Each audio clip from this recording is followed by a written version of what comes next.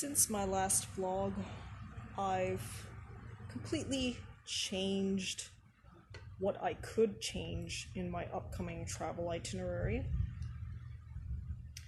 Some things, like airline tickets, are strict and impose close to 100% cancellation or change fees if you buy the super discounted and budget tickets, which I often do. This is especially the case if you redeem points and have close to a free ticket, other than having to pay taxes. But, as many of you know from my cruise travel talk, cruises are a different beast altogether. They have something called a cancellation period, where outside of it you can cancel for free without a penalty. Of course, for any particular transaction or case, you would need to check the specific terms and conditions of your contract with the cruise line and or your travel agent. I'm speaking in generalities here. I've been watching some countries for a couple of years now, ever since I started travel backpacking and adventure backpacking. One country in particular that has been on the no travel shit list, at least for the places you would want to go, is Egypt. In the last couple of months, GOC, or Government of Canada, has removed the major tourist destinations from the travel shit list, which opens up Egypt as a possibility. That was far from the case when I conceptualized my upcoming 2019 travel backpacking trip that will take me to country number 100. And again, the wind is acting up. What happened here? Okay.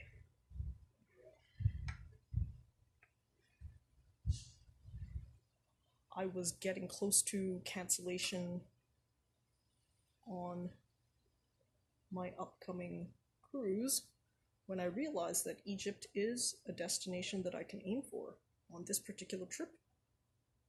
So I have cancelled my original plan and replaced it with what I consider a much better cruise itinerary. I say this as a bridge onto my cruise travel talk in June, that often you have to be your own best friend and search and continue to look for best deals, best circumstances for you. I've encountered many people who seem to have this expectation that other people should have their best interest in mind. I think the best MO would be to assume that everybody has their own best interests in mind. And when you come to some sort of mutual decision, whether it be a business transaction or a friendship transaction or, yes, a romantic transaction, whatever you want to call it, you really should be fighting for your own best interest, because that person's also going to be fighting for their own best interest. I think the main problem that people have encountered, which contributes to their stress and questions about other people, is that they have some sort of expectation that other people should take care of them in a contract negotiation. Other people will take care of their own interests, and you take care of yours. That's what negotiation is. You're coming to a mutually acceptable contract and decision for both of you. If you are protecting your own best interests and they are too, either a mutual contract or not, and then you both walk away from it. It's really as simple as that. When people start to expect that other people should have their best interests in mind, I think you encounter problems and stress. What I still mean is that people have a base level of negotiating in good faith. For example, you mutually provide the important decision-making criteria that only you can provide to each other. For example, what you want, what the company's pricing is, etc., etc. But after that, after you've been transparent with the decision-making criteria, everything else is you fighting in your own best interest. For example, in my cancellation of the cruise line tried to levy fees against me, which were specifically prohibited in their invoice terms and conditions. Now, sometimes I'm irritated and annoyed that I have to be so on top of things, but then I remind myself, this is the role I have as a consumer, is to be on the lookout for things like that. Now, I try to avoid ascribing motives to people. Whether this was intentional is outside the scope. The more important thing is that it causes irritation. But even then, I have to check myself and realize that that irritation, while being there, is something I have to deal with in daily life. You either deal with it, or you could get fucked over in a sense that you're losing tons of money. In this particular case, we're talking about hundreds of dollars, and that's definitely, in my opinion, worth my time to bring to their attention and come to some sort of resolution. Some ethical factors can come into play. I've tried now to separate the two, whether they are doing things intentionally, I know can have ethical implications, but I'd like to mostly eliminate those from consideration because they're things that you will never know the answer to, and as long as the resolution is something that you can accept, that's quote-unquote good enough. That being said, I have approached businesses for customer goodwill gestures and other sorts of financial compensation or other compensations. But I also know that if they refuse, I have the ability to take my business elsewhere. I also use that as an opportunity for a business to earn my business back. I understand that nobody's perfect, no employee, no manager, no proprietor. So I try to work on mutually acceptable solutions. In many cases, the business stands to benefit from offering you a goodwill service gesture, whether it be financial or otherwise, because they can earn additional business where they otherwise would have lost it. So, in a general sense,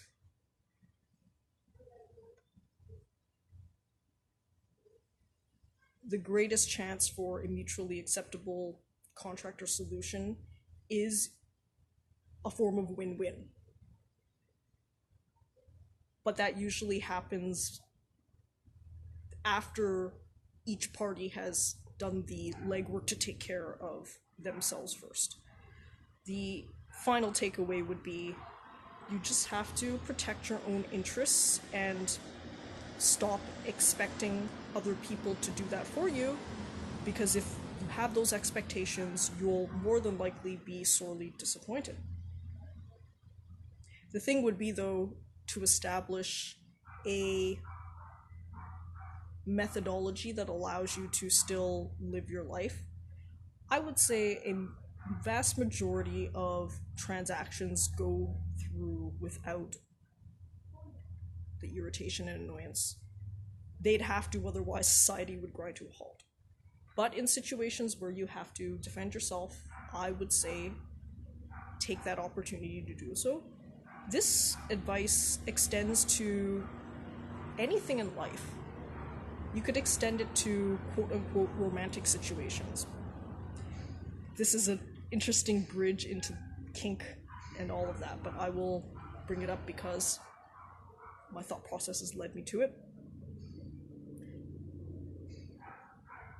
I essentially approach kink as contract negotiations, where many people in the kink world do. Part of the reason why you do this is so that you can ensure that you receive out of the situation what you want out of it, and they will receive what they want. For example, for me, I'm very clear with any of my kink partners that I have a strict no 3 holes rule, i.e. no penis in the 3 holes for me. Some people think that that's batshit before I interact with them. But for me, everyone to be completely clear, I don't want that sort of interaction. And if you're looking for that sort of interaction, you can kindly go elsewhere. You can kindly solicit any other basic bitch to go do that for you. Okay? If you're gonna interact with me, it's gonna be something different. That's that. No waste of time. I always want to protect myself in a situation, so that to me is inform people what exists in the situation. That usually when you set that tone, you guys want completely different things, or there's no way to negotiate something that's mutually acceptable, you walk away. That's it. It's as simple as that. I know that many people in these sexual situations or even friendships imbue a bunch of other things. Oh, but then they won't like me, but then they won't fucking like you. So what? I don't fucking like them then. You know, people take the fact that others don't like them or don't accept them to be the holy gospel. Who said that Bob XYZ over here's opinion matters so much? It actually doesn't. It only matters because you let it matter. In my personal opinion, my own opinion matters the most. That's why often people find me difficult or maybe abrasive, my honesty especially, but I don't care what they think because I've allowed them the important decision-making criteria, okay? If you don't like what I'm selling, you can go solicit, do whatever you want somewhere else. I don't care to interact with people where I don't get my needs met, and I'm sure that people, if they're pushed to admit it, would feel the same way. The best thing about me is I'm no bullshit. I don't care about niceties, so if we decide what we want and we don't match, we move on. I don't spend time trying to figure out anything beyond that. I don't care what the feelings are, quote unquote, involved in that, because I've done my part. I actually think if more people acted this way, I would prefer that. I don't want people telling me different things than what they want, only for us to waste time in finding out that they're not getting their needs met. Well, you're not fucking getting your needs met because first, did you communicate them? Second, did you fight for your own behalf? These two are your responsibilities in every circumstance.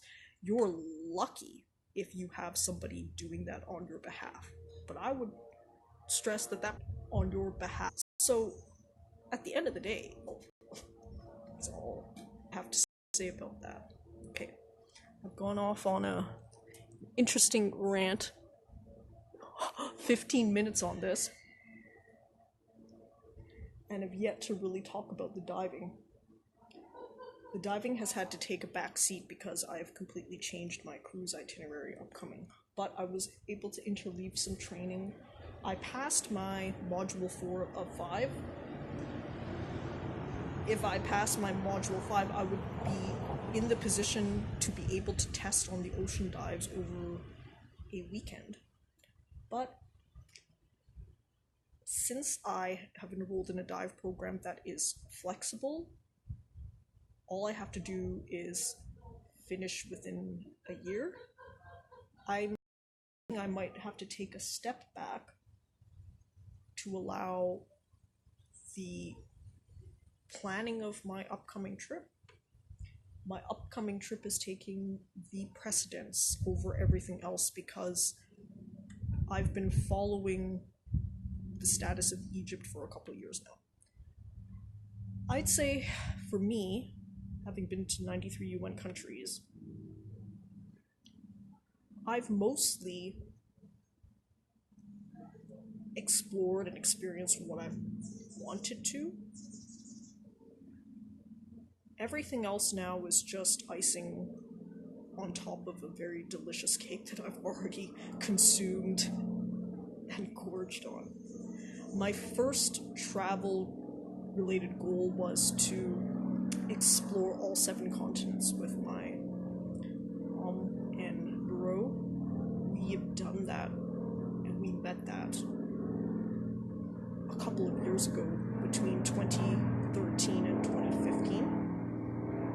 After that, my goals have been more open-ended. I've since discovered many things that are worth doing, and modified, changed what feels right to me. I'd say 2019 has been a ton of self-reflection and re-leveling on what my travel goals are, or more broadly, what my adventure goals are. I mentioned that diving is the one thing I've struggled with most during my adventure of the last couple of years.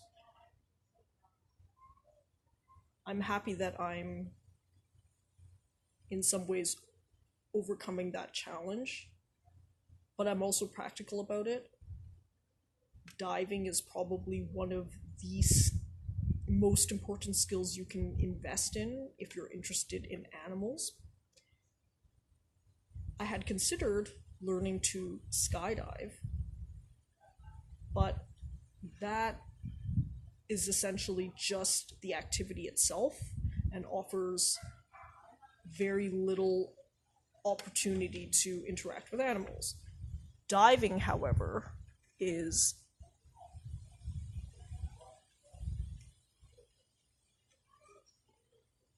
mostly an activity people undertake to interact with animals.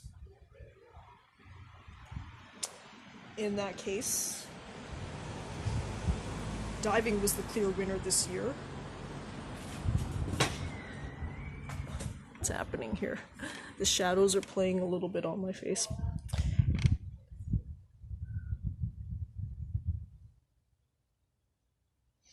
Now that I've taken a bit of a break from traveling per se and pursued some different things like diving and consistent content creation,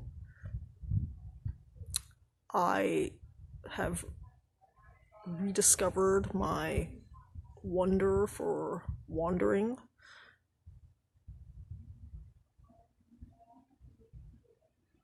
In certain ways, whatever post-travel fatigue or bordering on depression I was feeling has mostly fallen away because I gave myself time to integrate the lessons of my travels.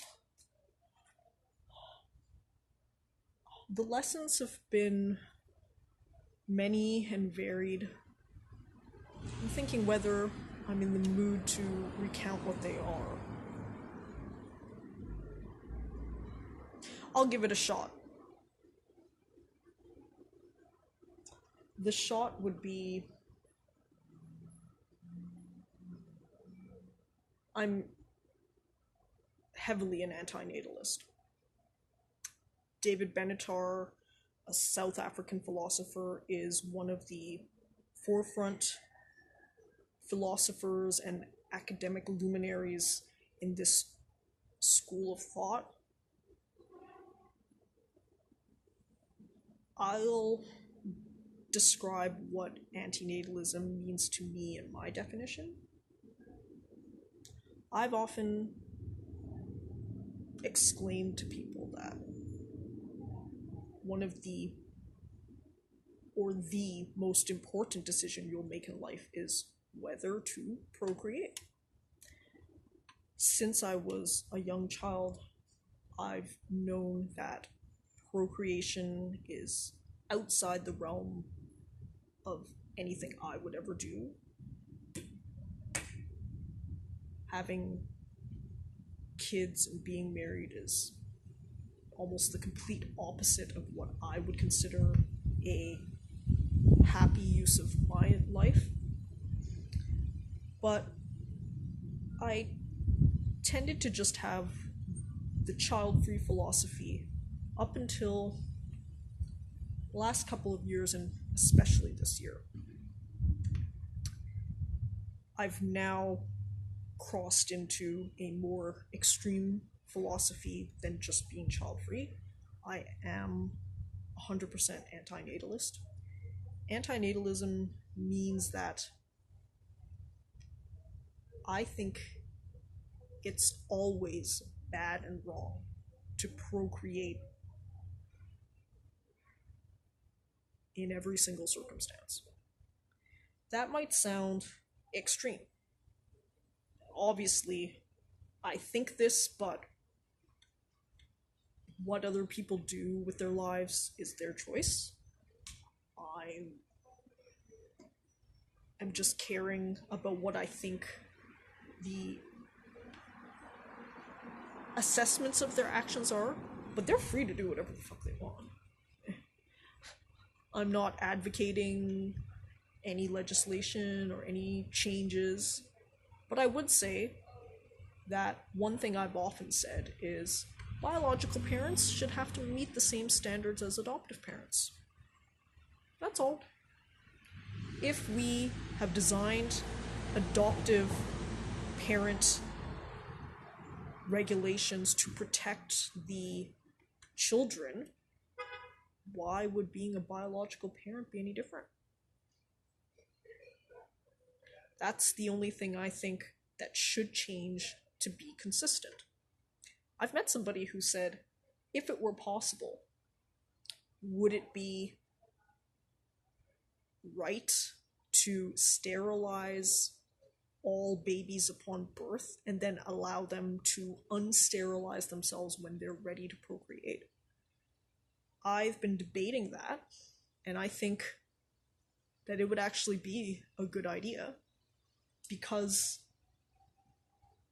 the last statistic I checked is 50%. 50% of all pregnancies are unplanned or unwanted. Why am I an anti-natalist?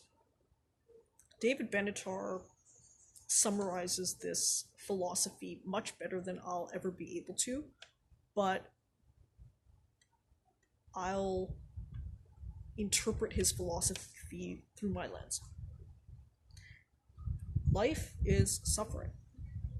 I think that that's an obvious truth. I live in the top 1% of countries in the world, Canada. I also live what I consider to be the top 1% of lives in the top 1% of countries. I often have to clarify that I am not a Jeff Bezos, I'm not in the top 1% of wealth. That's not what I'm saying. I'm saying that I've organized my life in a way that I think is the top 1% of lives that I could possibly live. The reason that I've been able to do that is because I changed my mentality on life, and I continue to do so. I'm okay with blowing up, burning to the ground all of the foundation existing, whatever the fuck it is, so that new ideas can grow. I'm comfortable doing that, and that's something that people have often told me that they're quite envious of, that I have the quote-unquote courage to do. I would say living a life misaligned with yourself is one of the greatest forms of suffering. Now, why do I say that life is suffering? David Benatar has a thought experiment. You can ask this to yourself. What if I were to tell you that let's have an exchange? You can have an hour of the most sublime pleasure if you first endure 5 minutes of the most damaging pain or suffering.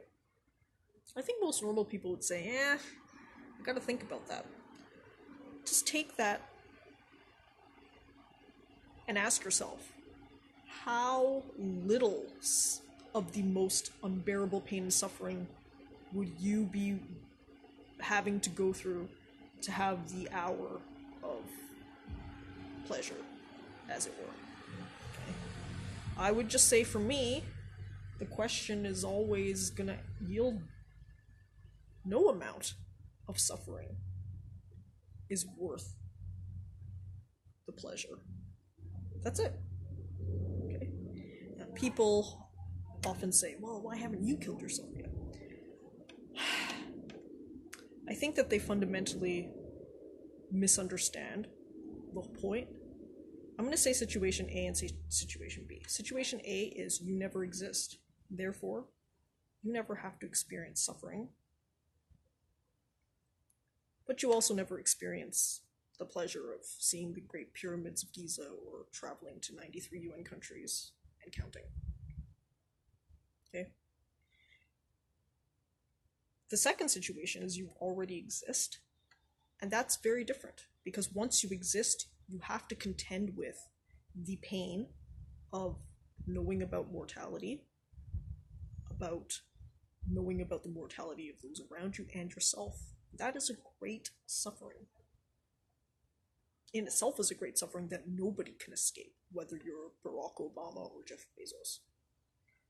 That alone, to me, says that nobody is worth bringing into this world. Because you can avoid all of that.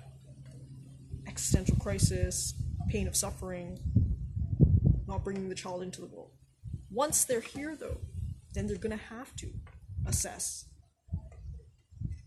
and experience the pain of suffering, whether it be death or disease, watching nuclear threats or climate change wipe out our planet. They're two fundamentally different things. Once you're here, you have an active interest to avoid suffering, which includes the suffering of thinking about death or thinking about how to kill yourself if need be.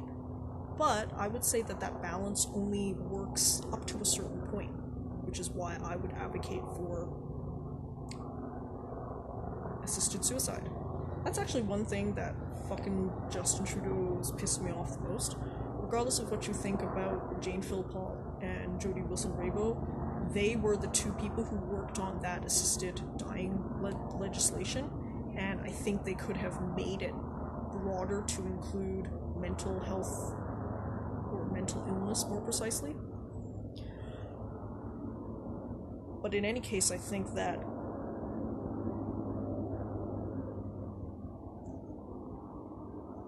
having a child is essentially gambling with someone else's life that you have no right to gamble over.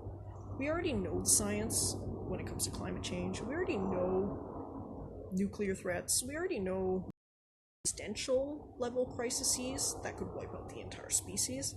on top of those that you experience locally every single day. How much time a day do you spend trying not to die?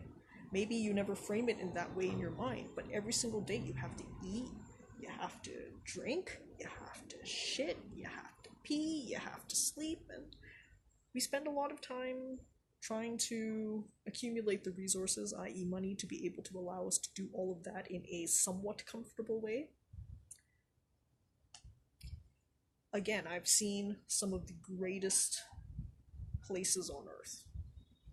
I've bush camped through Africa for 4 months, over 13 countries, and lived amongst wild animals. Lions, leopards, Cape buffalo, elephants and rhinos, the big five. I've had intimate interactions with them. I've gorilla trekked in Uganda, and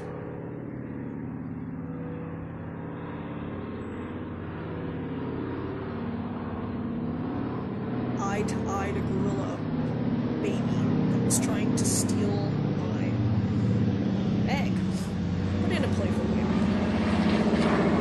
I for sure saw the humanity in primates like those in chimpanzees.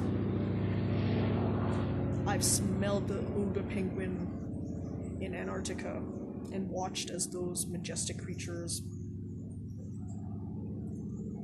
dove in and out of water and weaved their beautiful patterns.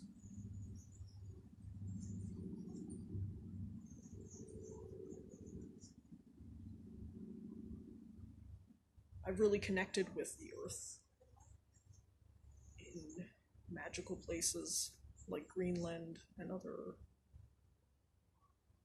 where you have the cleanest air,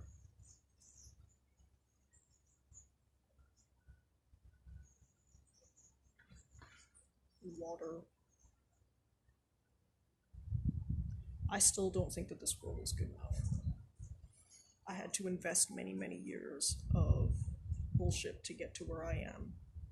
And if you were to ask me would I do it all over again, I would always say no. I don't think that there's anything on this earth, and I've experienced the best that this world has had to offer, that would say that it was worthwhile to be here. People ask me, how do my parents react when I say it to them? Well, good thing my father's out of my life. That's one less fucking person to deal with. With respects to my mom, she actually herself has many anti-natalist thoughts. Maybe because I've been like this and had these philosophies ever since I was young. My mom has always said, you know what, not having kids, I probably would have done the same thing as you if I had had the chance to go back. I don't take that personally. I take it as that she recognizes that she herself just wasn't ready and didn't have the skills to be a mom. I think it takes a lot of self-awareness and courage to admit something like that. I also think it takes a lot of self-awareness and courage to say that I never chose this and no person does.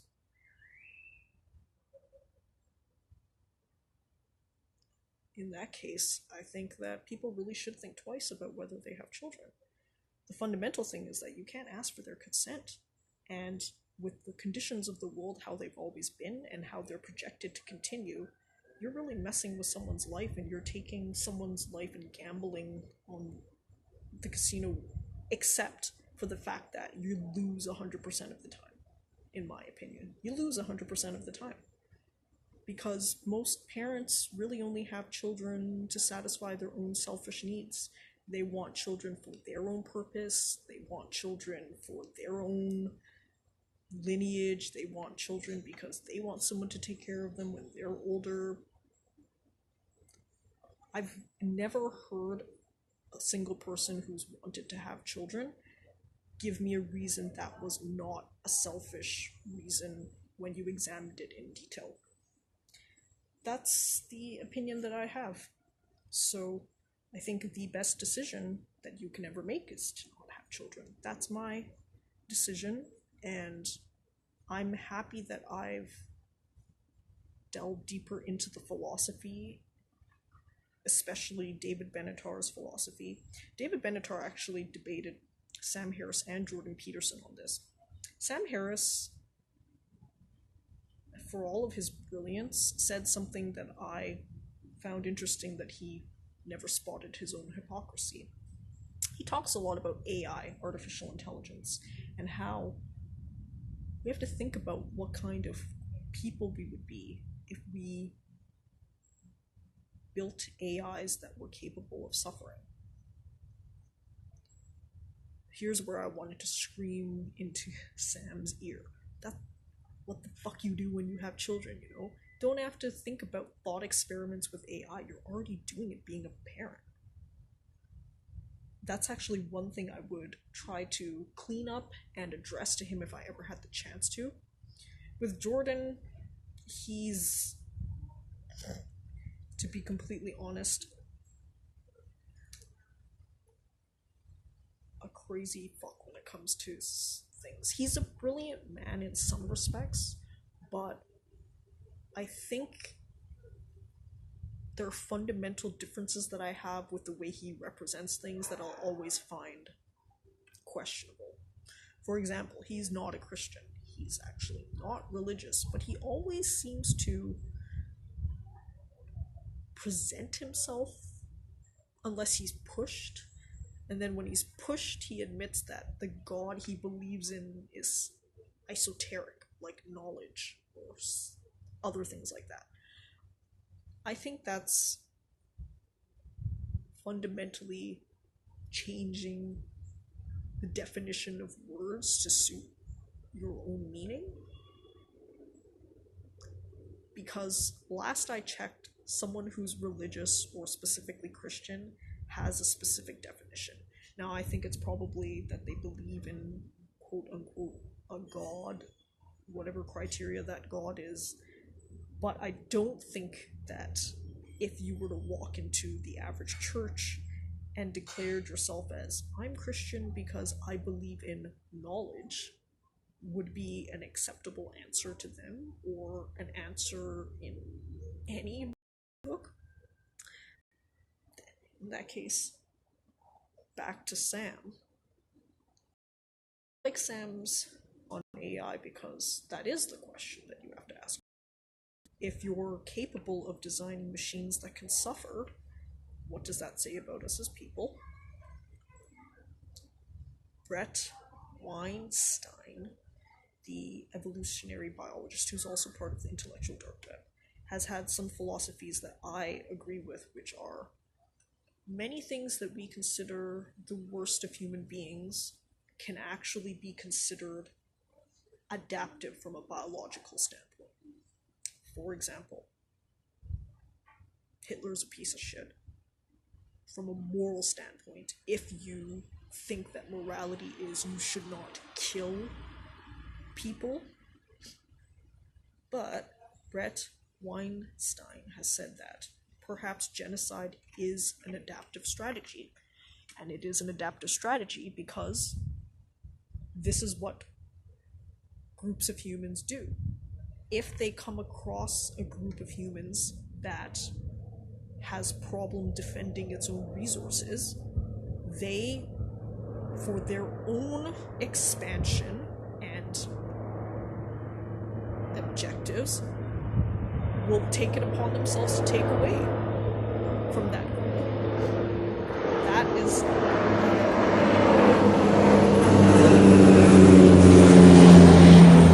adaptive strategy when viewed through an evolutionary and biological lens, okay?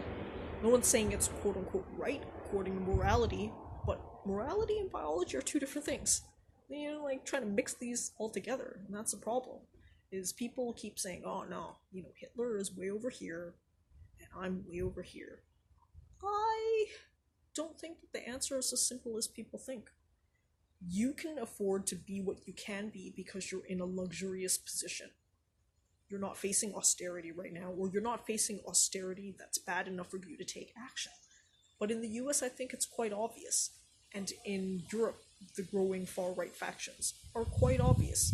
When you face situations of austerity, people are going to do different things than what they've been doing living during these times of prosperity. That's what Brad has said, and I agree with him wholeheartedly. This is important is because, as I've said, life is suffering. That is immutable. That is a fact. Do I hope that the entire cease to procreate? That is doubtful to happen. People will still do it. So while I think we should try to think of methods to make suffering less for all individuals. The problem, though, is that we don't have the resources to do that for 8 billion people. So what do we do in the meantime? If we know, according to a biological lens, that we have these impulses for genocide, for things, of course, before that, genocide would be probably one of the worst case scenarios that you can imagine, but there are things that lead to it. And all of the situations happen in situations of scarcity and austerity. Those situations of scarcity and austerity are probably coming. So what do people do in the meantime? Here's when I'm going to insert a political statement. I know that we have a Canadian election coming up that I should probably be more in tune with and researching, but for some reason I've taken a detour back into the US politics. The reason why I've done so is because a candidate named Andrew Yang, #YangGang, has caught my attention for the last couple of months. Harris introduced me to him. I have since listened to his in-depth deep dives with Joe Rogan, Ben Shapiro, Dave Rubin. I know people have mixed opinions on some of these people, but I think my opinion is that I'm secure enough in my identity and what I know to be true that I can listen to ideas from any side, including the far extremist side. I'm not concerned. I think that if anyone, whoever they are, can speak to me with the power of their ideas, then I have something that I should be looking into, and in some cases maybe even concerned with. I do not suppress what I feel to be true just because it might seem unpopular among different groups of people. For example, I am a known non-tipper in all circumstances. I've been clear about that. I will refer you to other lectures I've done in my travel talks where I deep dive into why I don't tip. I deep dived into that before, so I will leave that to people who are interested to search it up. If you'd like, you can PM me.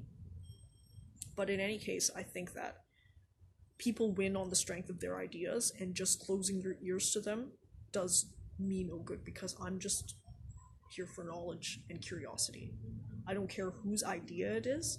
If someone on the far right has an idea that could resonate with me, then I'll have to look into it and see, maybe they know something. Most of the time, we're different, but sometimes they've said things that make sense to me. Back to Andrew Yang and his platform, he is running on a platform of universal basic income, which he has rebranded the Freedom Dividend. He has very succinctly described the problem that I just described, that we all face, which is if automation, scratch that, when automation comes to full fruition, it does a beautiful thing in replacing a lot of the mundane, dangerous work that humans currently do.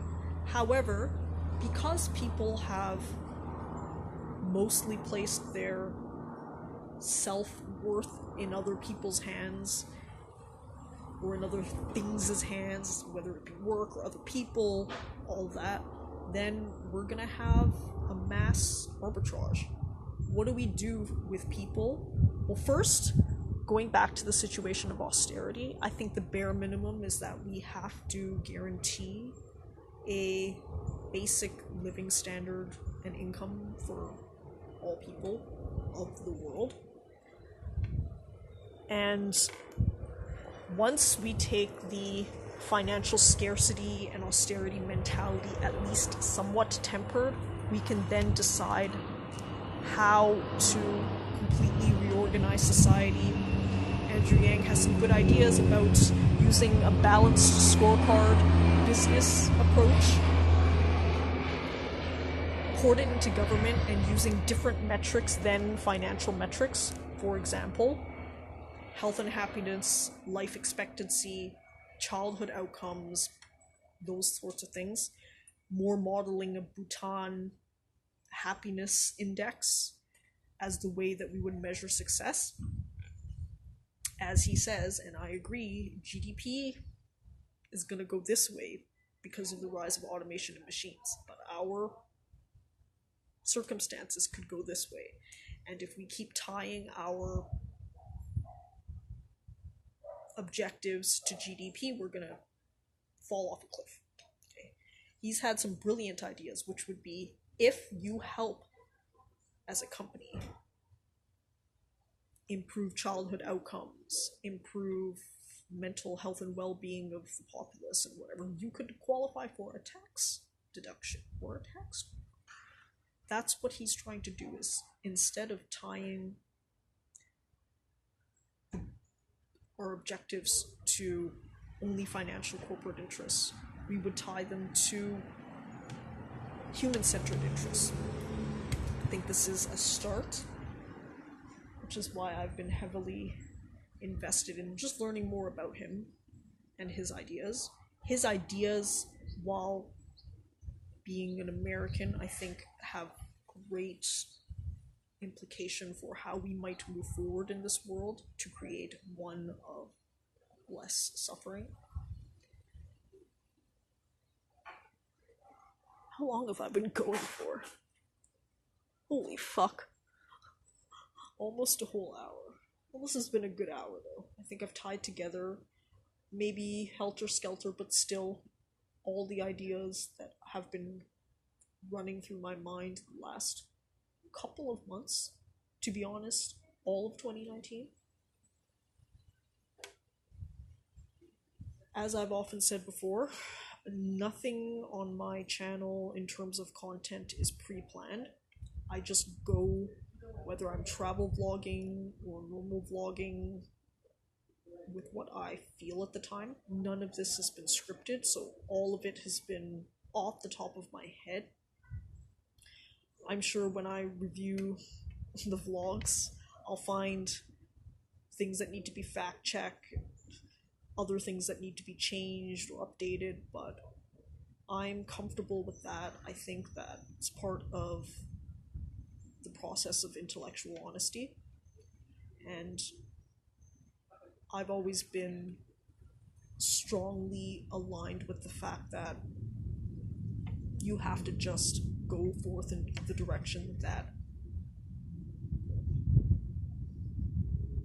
at least helps you on the path to whatever truth could be out there. The truth is a difficult concept to really identify because it can be objective, it can be subjective. I'll say subjective truth is what I'm searching for right now. And whatever I just babbled into existence has been helpful. Maybe I will quickly jump into the pool while it's still vacant.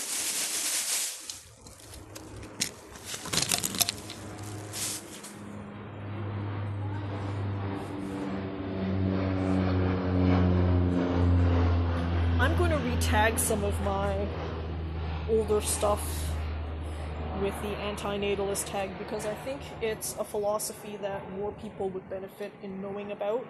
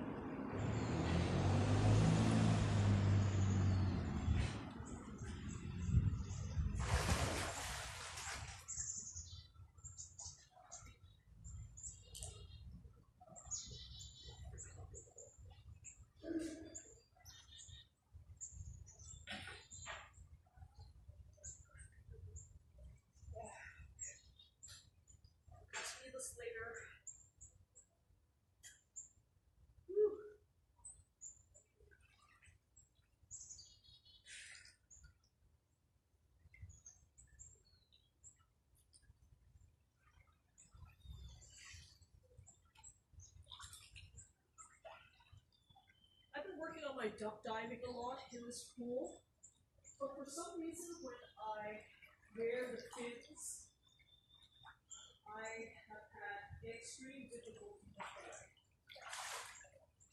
I'm going to have to research more into why that is. Something in my technique is obviously off. In any case, I think I have logged for long enough. Good for now.